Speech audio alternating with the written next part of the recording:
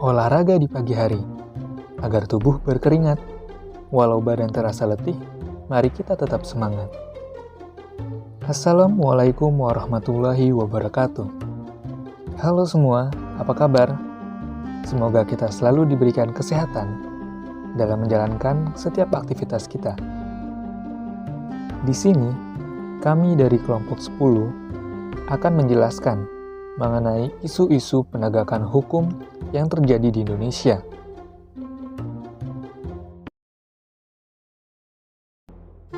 Sebelum itu, ada pepatah, tak kenal maka tak sayang. Oleh karena itu, agar kita semua saling menyayangi, izinkan kami untuk memperkenalkan anggota kelompok kami terlebih dahulu. Dita Dwi Utami dengan NPM 20130210002. Meliani Lutfia dengan NPM 20130211012. Riyandi Arya Putra dengan NPM 20130210004 dan Sekar Arum Kinasih dengan NPM 20130210029. Oke, langsung saja kita masuk ke dalam materi. Indonesia adalah negara hukum yang senantiasa mengutamakan hukum sebagai landasan dalam seluruh aktivitas negara dan masyarakat. Komitmen Indonesia sebagai negara hukum pun selalu dan hanya dinyatakan secara tertulis dalam Pasal 1 Ayat 3 UUD 1945 hasil amandemen. Dimanapun juga, sebuah negara menginginkan negaranya memiliki penegak-penegak hukum dan hukum yang adil dan tegas dan bukan tebang pilih. Tidak ada sebuah sabotase, diskriminasi, dan pengistimewaan dalam menangani setiap kasus hukum baik pidana maupun perdata. Kondisi hukum di Indonesia saat ini lebih sering menuai kritik daripada pujian. Berbagai kritik diarahkan baik yang berkaitan dengan penegakan hukum, kesadaran hukum, kualitas hukum, ketidakjelasan berbagai hukum yang berkaitan dengan proses berlangsungnya hukum dan juga lemahnya penerapan berbagai peraturan. Kritik begitu sering dilontarkan berkaitan dengan penegakan hukum di Indonesia. Kebanyakan masyarakat kita akan bicara bahwa hukum di Indonesia itu dapat dibeli, yang mempunyai jabatan, nama, dan kekuasaan, yang punya uang banyak pasti aman dari gangguan hukum walaupun aturan negara dilanggar. Ada pengakuan di masyarakat bahwa karena hukum dapat dibeli, maka aparat penegak hukum tidak dapat diharapkan untuk melakukan penegakan hukum secara menyeluruh dan adil. Sejauh ini, hukum tidak saja dijalankan sebagai rutinitas belaka, tetapi juga dipermainkan seperti barang dagangan. Hukum yang seharusnya menjadi alat pembaharuan masyarakat telah berubah menjadi semacam mesin pembunuh karena didorong oleh perangkat hukum yang morat-marit. Praktik penyelewengan dalam proses penegakan hukum seperti mafia hukum di peradilan, peradilan yang diskriminatif, atau rekayasa proses peradilan merupakan realitas yang gampang ditemui dalam penegakan hukum di negeri ini. Selanjutnya adalah kasus-kasus permasalahan penegakan hukum di Indonesia. Yang pertama, yaitu anak SMA pembunuh begal di Malang didakwa seumur hidup. Kasus ZA, seorang pelajar SMA di Malang yang membunuh begal karena melindungi pacarnya yang hendak diperkosa, didakwa dengan pasal 340 KUHP tentang pembunuhan berencana. Kasus ini menarik perhatian publik hingga PLT Kepala Badan Pembina Ideologi Pancasila atau BPIP, Haryono, turut mendatangi terdakwa. PLT Kepala BPIP ingin mengetahui langsung duduk perkara yang menimpa remaja SMA ini sehingga mendapat dakwaan pembunuhan berencana. Sebelumnya, ZA didakwa dengan pasal pembunuhan berencana dengan ancaman hukuman seumur hidup.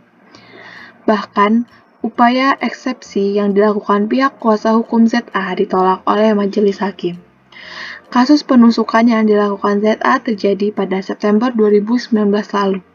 Pelaku sebenarnya adalah korban begal yang dilakukan korban dan komplotannya. ZA hanya melakukan upaya bela diri dan menusuk korban dengan pisau.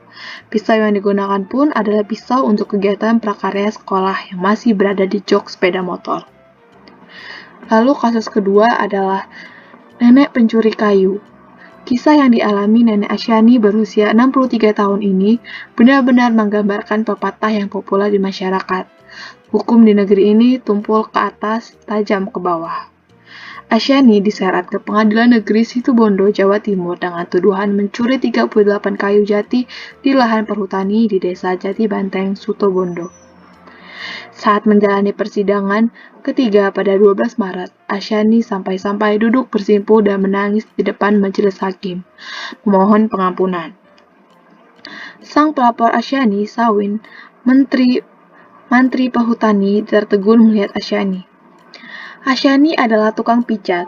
Dia didakwa dengan pasal 12 huruf D junto pasal 83 ayat 1 huruf A Undang-Undang Nomor 18 Tahun 2013 tentang pencegahan dan pemberantasan perusakan hutan dengan ancaman hukuman penjara 5 tahun. Asyani dituduh mencuri 38 kayu jati di lahan perhutani di desa setempat. Asyani dilaporkan oleh sejumlah polisi hutan ke Polsek Jati Banteng pada 4 Juli 2014. Nenek 4 anak itu kemudian ditahan pada 15 Desember 2014. Selain Asyani, 3 orang lain juga ikut ditahan, yakni menantu Asyani, Ruslan, yaitu pemilik mobil pick-up, Abdul Salam, dan Sucipto, tukang kayu. Dalam tanggapannya, Jaksa Ida Haryani menuturkan pihaknya memiliki bukti-bukti kuat bahwa 38 kayu itu memang diambil Asyani di lahan perhutani. Terdakwa tidak mampu menunjukkan dokumen kepemilikan kayu tersebut, katanya. Supriyono menyesalkan sikap jaksa itu, yang dinilainya terlalu formalistis dalam menangani kasus tersebut. Padahal faktanya, kayu jati itu ditebang dari lahan milik Asyani yang telah dijual pada 2010. Ada surat keterangan kepala desa kalau lahan tersebut dulunya milik Asyani, ucap Supriyono. Sebelumnya, Asyani juga telah menyatakan itu secara langsung di hadapan majelis hakim ketika memohon ampun. Menurut dia, kayu jati itu peninggalan suaminya yang telah meninggal. Selanjutnya ada kasus korupsi 31 miliar rupiah, Ketua DPRD Bengkalis divonis 1,5 tahun bui. Ketua Dewan Perwakilan Rakyat Daerah DPRD Bengkalis, Heru Wahyudi, divonis penjara selama 18 bulan. Dia terbukti melakukan korupsi dana bantuan sosial (Bansos) di Kabupaten Bengkalis, Provinsi Riau pada tahun 2012. Amar putusan dibacakan Majelis Hakim Pengadilan Tindak Pidana Korupsi pada Pengadilan Negeri Pekanbaru, yang diketuai Heru Kuntodewo, pada Rabu 31 Mei.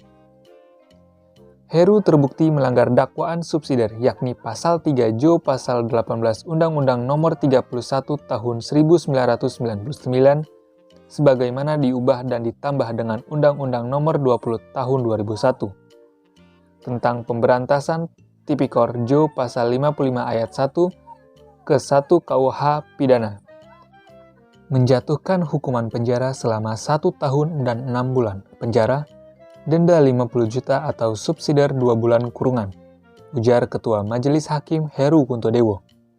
Selain itu, Majelis Hakim juga membebankan Heru membayar uang pengganti kerugian negara sebesar 15 juta rupiah.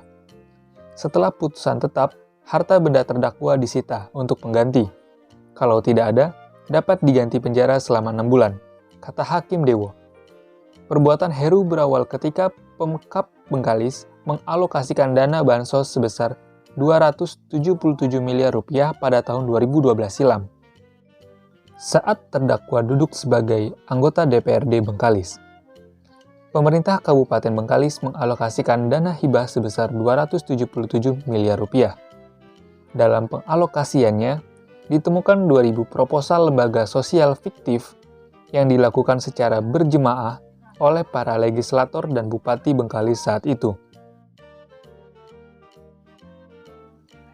Solusi atas permasalahan penegakan hukum di Indonesia. Masalah di atas memerlukan pemecahan atau solusi, dan negara yang dalam hal ini diwakili pemerintah mesti mengeluarkan kebijakan yang bertujuan memperbaiki kinerja institusi hukum, aparat penegak hukum dengan anggaran yang cukup memadai, sedang outputnya terhadap perlindungan warga negara diharapkan dapat meningkatkan kepuasan dan sedapat mungkin mampu menjamin ketentraman dan kesejahteraan sosial bagi seluruh anggota masyarakat. Oleh sebab itu, agar hukum dapat berfungsi secara baik diperlukan keserasian hubungan antara 4 faktor, yaitu yang pertama, hukum atau peraturan itu sendiri. Kemungkinannya adalah terjadinya ketidakcocokan dalam peraturan perundang-undangan mengenai bidang-bidang kehidupan tertentu. Kemungkinan lainnya adalah ketidakcocokan antara peraturan perundang-undangan dengan hukum tidak tertulis atau hukum kebiasaan. Yang kedua ada mentalitas petugas yang menegakkan hukum. Penegak hukum antara lain hakim, polisi, jaksa, advokat, dan petugas lembaga permasyarakatan. Apabila peraturan perundang-undangan sudah baik, akan tetapi mental penegak hukum kurang baik, maka akan terjadi gangguan atau kerusakan dalam penegakan hukum. Yang ketiga, ada fasilitas yang diharapkan untuk mendukung pelaksanaan hukum. Kalau peraturan perundang-undangan dan penegak hukum sudah baik, akan tetapi fasilitas kurang memadai pada batas-batas tertentu, maka penegakan hukum tidak akan berjalan dengan semestinya. Dan yang keempat adalah kesadaran hukum, kepatuhan hukum, dan kesadaran warga. Tujuan penegakan hukum. Tujuan yang dimaksud adalah menciptakan ketertiban dan ketentraman serta menegakkan keadilan. Pertama, menciptakan ketertiban dan ketentraman. Ketertiban adalah tujuan pokok dalam penegakan hukum. Kebutuhan akan ketertiban ini merupakan syarat fundamental bagi terciptanya masyarakat manusia yang teratur. Yang tak kalah pentingnya adalah ketertiban dibutuhkan bukan hanya untuk kepentingan kehidupan masyarakat teratur, tetapi merupakan syarat mutlak bagi suatu organisasi atau lembaga hidup yang masih berperan sampai sekarang. Kedua, menegakkan keadilan. Penegakan hukum yang mencerminkan rasa keadilan merupakan tugas berat yang menuntut pengorbanan serta harus diperjuangkan secara terus-menerus. Untuk mengetahui dimensi-dimensi keadilan dalam penegakan hukum, salah satunya dapat dilihat dari parameter ideologi, yakni nilai-nilai dan kepercayaan yang berkembang dalam masyarakat. Kesimpulan, sebuah negara pasti menginginkan negaranya memiliki penegak-penegak hukum dan hukum yang adil dan tegas dan bukan tebang pilih. Tidak ada sebuah sabotase, diskriminasi, dan pengistimewaan dalam menangani setiap kasus hukum, baik pidana maupun perdata. Mental dan moral korup yang merusak, serta sikap mengabaikan atau tidak hormat terhadap sistem hukum dan tujuan hukum daripada bangsa Indonesia yang memiliki tatanan hukum yang baik, sebagai gambaran bahwa penegakan hukum merupakan karakter atau jati diri bangsa Indonesia sesuai apa yang terkandung dalam isi Pancasila dan pembukaan Undang-Undang Dasar 1945. Situasi dan kondisi seperti sekarang ini, norma dan kaidah telah bergeser kepada rasa egoisme dan individual, tanpa memikirkan orang lain, dan inilah nilai ketidakadilan akan meningkatkan aksi anarkisme, kekerasan yang jelas-jelas tidak sejalan dengan karakter bangsa yang penuh memiliki asas musyawarah untuk mufakat seperti yang terkandung dan tersirat dalam isi Pancasila. Aneh. Hukum negara bertabrakan dengan hak dasar kemanusiaan, dan keduanya telah tiba pada kondisi saling membenci yang susah disembuhkan. Tetapi jalan terang tetap terlihat, setidak-tidaknya di cakrawala pandangan setiap orang yang tak mengenal putus asa. Setiap awal pasti memiliki akhir. Mungkin sekian yang dapat kami sampaikan, kurang lebihnya kami mohon maaf dan kepada Allah kami mohon ampun. Jauh pergi mengawal si nyonya, jangan lupa membeli kopi. Terima kasih atas perhatiannya, sampai bertemu lagi di lain hari. Kami akhiri, wassalamualaikum warahmatullahi wabarakatuh.